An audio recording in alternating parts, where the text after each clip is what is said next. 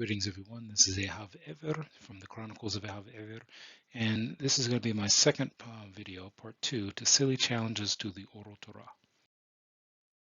So today's topic is going to be, again, I'm going to try to do this as quickly as I can so that I can make a few more shorter videos, whether or not the Written Torah states that there is no Oral Torah. So, as we presented in the last video, there are 613 commands or mitzvot that are included in the Torah, the Written Torah. And essentially, what happened is that at some point,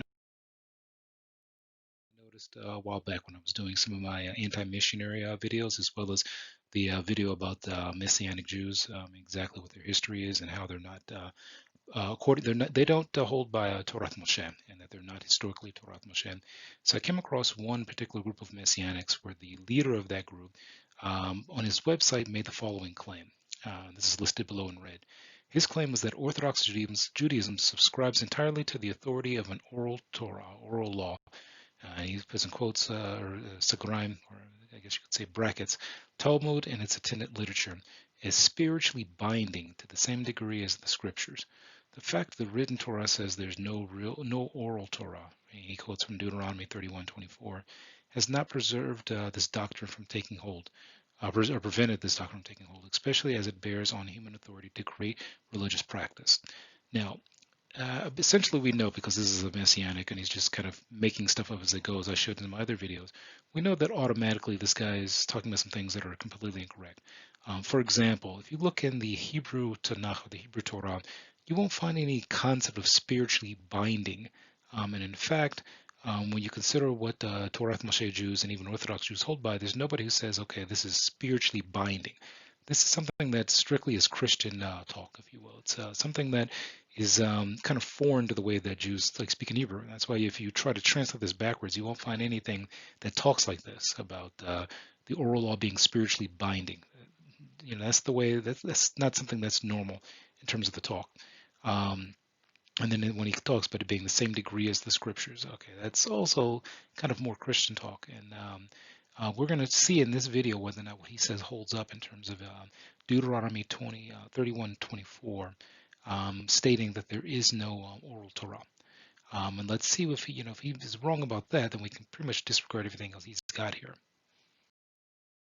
Now, the first question we have to look at is, okay, what does the Written Torah tell us, about this particular issue? So getting right into it, getting into what he, provided, and I just noticed here, for example, where he says, okay, Deuteronomy 31:24 denounces an oral Torah. Well, let's take a look at that. Okay, so we're looking at it from the Hebrew text, one of the oldest ones I use from Yemen. It says, "Wahi chacholot Moshe lichtov et divrei haTorah." Continuing, "Hazot al sefer ad tumam." So then the question is, well, what does all this mean? And I have the translation below, and it basically translates into, and it was as Moshe, or Moses, completed to write the words of the Torah, of this Torah, actually, words of this Torah on a scroll until the end. Now, the thing that we want to concentrate on is this particular statement here, where it says, HaTorah Hazot. And that's to start with. So this brings us to problem number 1 with what this particular Messianic was saying in terms of his challenge to the Oral Torah. The question you could look at, if you really understand Hebrew, is why does the Torah, the Written Torah in this place, state this Torah, meaning it says Divrei HaTorah Hazot, which is what you see in red in the particular text below the translation. Why does it not say, for example, Divrei HaTorah Al Sefer? Instead it says HaTorah Hazot Al Sefer. So, if it could just say simply that, Moshe Rabbeinu, wrote the wrote the Torah in a scroll, until the end. But why does it say the Torah Hazot, like this Torah? So that's the problem, the first problem with what he's making in terms of a statement. And we'll see pretty soon that, without some kind of oral Torah, you don't even know why the Torah is written in the way it is. So the second thing we can present as kind of a challenge to what he's saying is that essentially, if this is a denouncement of the oral Torah, what you would expect is that, for example, when it mentions like a Torah Hazot, that earlier in the text it's already written that there's another statement that, for example, mentions the Torah Hazot. So, for example, if you go to Deuteronomy 31:8, It also mentions like this concept of Torah Hazot, but doesn't have Divrei Torah Hazot. And what's interesting about this particular part is it states that Moshe Rabbeinu had already written the Torah and given it to the Levim, the Levites, and it uses the same statement of Torah Hazot. Which were basically without the statement of the words, for example, that preceded the last portion, which is Deuteronomy 30:24. So the issue you come to is, okay, well, why is it in Deuteronomy 31:8 it mentions that he had already written the Torah, Torah Hazot, and then, for example, going further into Deuteronomy 31:24, it mentions again that he wrote a different Torah. So you could look at this and say, okay, just from a written standpoint, that he wrote one, which is in 31:8, and then he wrote another one, which is in 34:24. So he wrote more than one Torah. Why does it say that, he did that once and twice? How many times did he write one? Or, did he write one and then in that text he wrote ended here, and then later on he wrote another one that ended a little bit later? So these bring up, kind of questions that we have. And this is problem number 2. Again, going back to what we were looking at in terms of what's been mentioned, it says, "V'yichtov Moshe et Torah hazot," and then it says, "V'yitanu ala kohanim b'nei Elohim haneseim." So essentially, this is the Torah that he transmitted to the Levim, also to the Kohanim, and also to the leaders of the various tribes, the various leaders of the different communities. So let's going even further. Again, if Deuteronomy 31:24 is trying to tell us that, like, basically there was no other instruction that Moshe Rabbeinu gave, that essentially he wrote the Torah until its completion, what you would expect is the following. You would expect that, for example, this particular portion, where he denounced, if this is what, this particular messianic says, where it's a denouncement of Torah, you would expect some different wording where it would say something completely different. But here's what you'll find interesting if you really look into it. If you go through the text, starting where we started out last time, Moshe, and then go further to where it says Ad Tumam, to completion, you would expect that that would be the end of the Torah. That should be just the end of it. But you'll notice that there's more words here. There's more text here, the continuing, and it keeps going and going and going and going. Now, again, if this was the proof that there's nothing else to the Torah, that it's only the written Torah, that's it, you would expect that what that last statement was earlier, that would be the end of the Torah, and that there would be nothing else after it, because it says he wrote it to completion, right, supposedly, and then that was it. But why does the text keep going then? Why is there more after that point? So obviously someone would need some kind of explanation of why the text didn't end earlier in Deuteronomy 31:24, but it keeps going even further and further and further. So this gives us an idea that, if we were to take this 100% literally, the Torah should have ended way back then rather than having more material involved in it.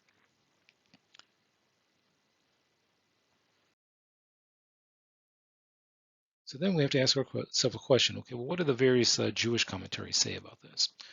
First of all, if we go to Sephorono, what he basically says when it comes to Devarim Perek Lamed Aleph and Pasuk Kaf Dalet, he says concerning the red, and this is what he's commenting, the actual red part is the Torah itself. So on the statement Al Sefer Ad Tumam, he says, Im Parashat Ha'azino Ufarashat Azot Habarucho. So he's saying that earlier in Deuteronomy 31:24, that when it says Ad Tumam, it's talking about all the way to the end of the written Torah as we have it, all the way to at least several parashiot after this particular statement, which has 2 more to it.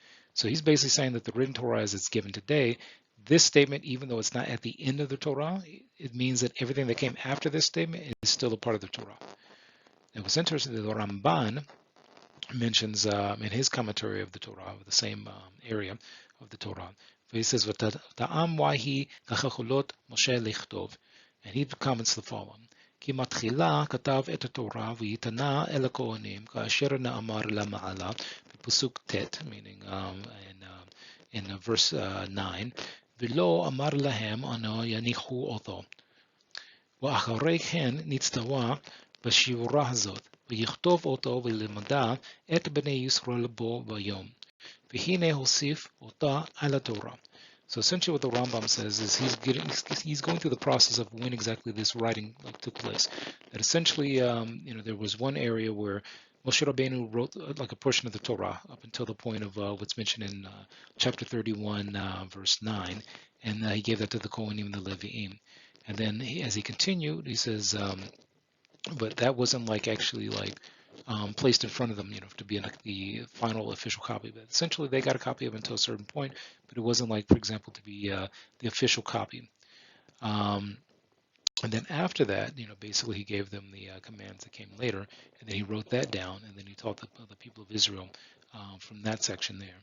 And then he added that to the written Torah that he had. So it seemed, from what we see here, that he had written down several things several times and then added to it later on. And it says here, "Wahi chacholot Moshe lechtov et hakol b'sefer Torah." It says, "Az ציווה את הכהנים לוקח את הספר תורה הזה." So essentially, he's basically breaking down that Moshe Rabbeinu wrote several different portions of the Torah, added to it, and then gave it to the Levium. So then we're going to see why this is important in just a second. So then let's look at what the Rambam explains about what exactly is the Oral Torah. Because again, if we're trying to see if there's actual Oral Torah, we don't see anything that in the language of the Torah, the written Torah, as this messianic claim, that says that there is no Oral Torah. That essentially Moshe Rabbeinu wrote every single detail down of every single thing of what to do, how to do it, explaining every practice, explaining every story. Because we know the written Torah doesn't explain every single story of what happened from the time of Bereshit, the time of Genesis, all the way to Devarim. We know that there was a lot of history in between there that didn't get written down. So concerning what the Rambam says, he writes the following: "Kol mitzvot shenatanu lo Moshe b'Sinai, ובראשן ניתנו, שנאמר ותנה לכו את לוחות האבן, והתורה והמצווה." That's from Exodus 24:12. So he continues and says, "Torah, זאת תורה שבכתב, ומצווה זה פירושו. וצווינו לעשות התורה על פי המצווה, ומצווה זו היא הנקראת תורה שבעל פה." So essentially what the Rama explains here is that when the Torah was given, for example, when the statements made in Exodus about the stones, the tablets that were given to Moshe Rabbeinu, that Hashem mentions that He's giving him the Torah, the mitzvah, and He says the Torah is the written Torah, and when He says the mitzvah that Hashem mentioned He gave, it's the pirush, meaning the explanation of how to perform the Torah, and that's Torah Shebal Peh. And he continues and says the following: "Kol Torah כתבה משה רבנו קודם שימות, שבכתב יודו, ונתן ספר לכל שבט ושבט, וספר אחד נתנוהו בארון לעד, שנאמר לקוח את ספר התורה הזה, ושמתם אותו מצד הארון הברית." So he continues and says, "והמצווה שהיא פירושה התורה לא כתבה, אלא ציווה בה לזקנים, ליהושע ולשאר כל ישראל, שנאמר את כל דברי אשר אנוכי מצווך אתכם, אותו תשמרו לעשות." That's from דברים י"ג. ומפני זה נקראת תורה שבעל פה. So essentially what he explains here is that when the Torah mentions that there's the Torah in that particular pasuk or that particular verse in the Torah, it's saying that there is the written Torah, and that's what it's mentioned by Torah. But when it says mitzvah, that's the pirush, the explanation, or the oral Torah, meaning that the people of Israel were commanded to do the written Torah based upon the oral transmission of how to do it, meaning the mitzvah. So the mitzvah explains how to do the Torah. So that's going to become important if we look through this a little bit further. So let's look at, in a short way. There's a number of like mitzvot in the Torah that if you read them even in Hebrew, they're very ambiguous, as I mentioned in the previous video. Like when we looked at the Totafot, we looked at Tefillin, we also looked at Tzitziot. It's very ambiguous, and for example, you would have no way of knowing how to actually complete them or actually perform them, especially if you're supposed to do it in a national sense. Meaning that, obviously the Torah is not given so that every tribe was going to go do something completely different from everyone else. We see that this is specifically the case when you deal with things that, include the national format. I mean, so for example, imagine if every tribe got to determine when, for example, the Jewish holidays are, the Chagim. So one group is doing, Passover or Pesach in the spring and one's doing in the fall. And they could say, well, I got this based on the written Torah as I have it. This is the way I understand it. And, there's nothing here that tells me I have to do something different. So do whatever. Someone does a sukkah and says, well, this is a sukkah. Someone says, no, that's not a sukkah. There's no such thing as a sukkah. That's all metaphorical, as we talked about before. So every single mitzvah needs an explanation of how, because there's only so much you can write in any book. I mean, at some point, if you try to write down the explanation of every single thing, you would have a huge book that nobody would ever be able to finish or able to learn it at their own pace because it's all in one particular book that's just so huge and so massive. And what's also interesting is the Written Torah does not include a number of things. For example, the Written Torah does not include a dictionary, what the words mean. It doesn't include anything that deals with the etymology of the words. And it also doesn't include a map. So for example, there's a lot of locations mentioned in the Written Torah in Hebrew, and how would anybody know where those locations are? I mean, who's to say that the locations are where we think they are, or where someone else thought they were? At some point, everybody would have to know. Well, when it mentions this particular desert or it mentions this particular nation or this land, we need to know where these are because all of these things that are involved in language, etymology, and also geography, in some cases are how you determine what mitzvah to do or how to do the mitzvah. Further, the Torah doesn't give an explanation of some of the names of various animals. In fact, the Written Torah doesn't explain any of them. You would have to already know where that came from, meaning that the exact precise information about a particular animal is an Oral Torah because the Written Torah doesn't explain it. Even the animals that we know 100% and that there's no disagreement about. I mean, for example, like a lion or a horse or a camel. I mean, you could still say, well, how do I know that that's a camel? The word in Hebrew for a camel is gamal. How do I know that that's a gamal? If I look at a picture, just because you say so doesn't mean it's true. So you would need an Oral Torah to determine what these animals are, and in order for you to even know what kosher animals are and what non-kosher animals are. The next thing is the Torah doesn't explain plants and vegetation and things like that, and a lot of these become necessary when doing certain things, even in the temple. So at some point you would have to know what the plant, or look, if you don't almost have to have a registry of plants because there's a number of things that require you to use specific plants and specific spices, and if you don't, you're doing it completely wrong. The Torah is very specific about that. So again, you'd have to have some Oral Torah that explains the things that the Written Torah mentions in passing, almost like cliff notes, as I've mentioned before. And as you've seen my video about the Oral Torah, you would have to have something there. So looking at this in summary, it's very clear that the written text of the Torah does not denounce an Oral Torah. We looked at exactly what the particular pasuk, the particular section of the Torah that this messianic person was mentioning says, and it doesn't say anything about, and by the way, there is no Oral Torah. There's only this written text. Don't do anything outside what you see here, and if you don't understand it, too bad. There is an Oral Torah, and the Oral Torah is not some spiritual thing like this guy was trying to mention. The Oral Torah is simply the explanation of how to do the written Torah, meaning that Moshe Rabbeinu was given the Torah, and he was given a mitzvah. He went back and explained the mitzvah. So you can imagine he comes down and says, well,